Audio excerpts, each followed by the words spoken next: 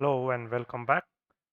In this video, we are going to look at the implementation of CTC underscore loss. That is, it computes the connectionist temporal classification loss.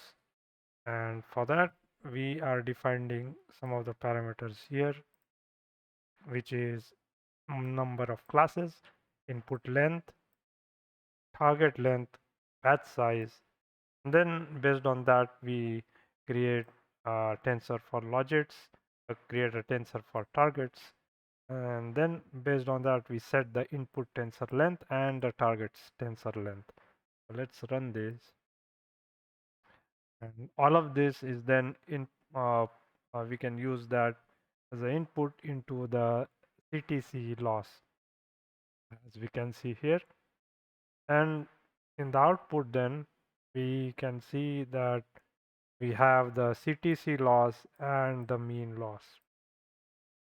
So that was it for this video. If you have any questions, comments, or suggestions, please do let me know in the comment section below.